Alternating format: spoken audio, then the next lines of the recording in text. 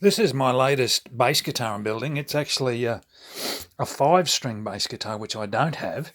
And that, what you're looking at right there, is a 3-piece mahogany body. That's solid mahogany. Now, I finished it with a gunstock finish called True Oil. And that's pretty shiny, eh?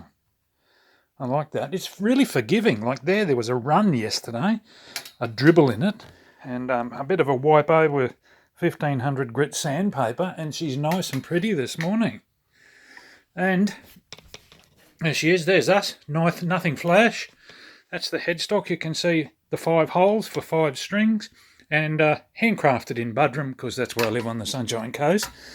Now, when you put a 5th string on a 4-string guitar, the low string is tuned to B. So there's your headstock. That's the top.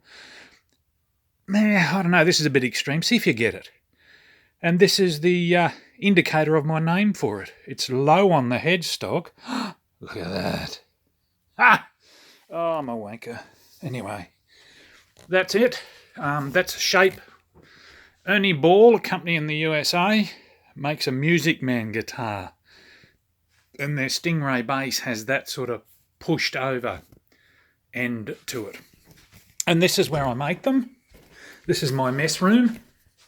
Oh, that's great. That's Aldi. That's like a, I don't know, what would you call it? A dressmaker's lamp.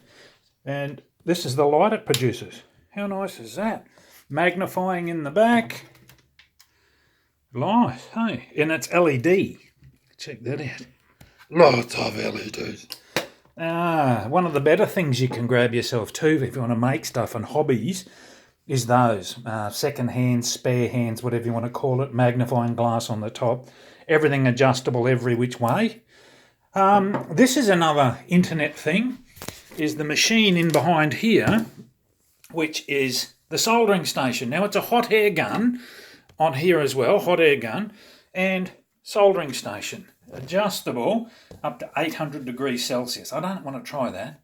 And that is one of the best things you can ever buy yourself. That one is a Bunnings, which is a big green shed in Australia version.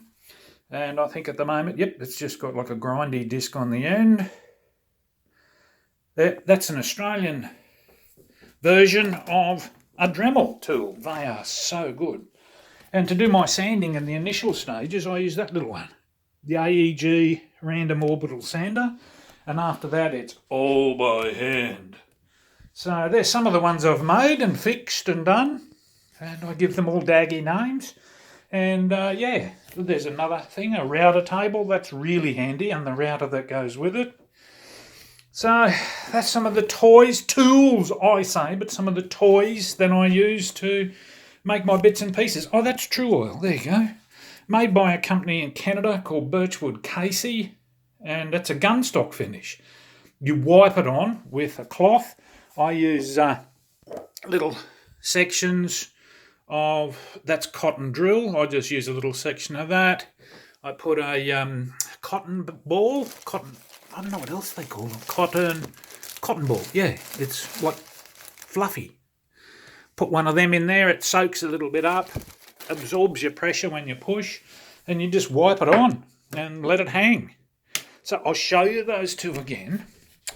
So that was wiped over this morning, and it still feels a little more, not quite cold dry. It's a little warm or a little wet. So you can see how nice it'll come up. This is very close. If I don't find any more drips, I think I'm very, very close to letting it hang for a week or two, and that'll let it dry or cure and all the solvents and everything come out of it. And then polish it up. And I polish it up with automotive polishers. So that'll be an interesting one for another day. Anyway, have a great day. It's a Thursday here. And even though it's overcast, I might go outside. Shock horror. Catch you on the next one.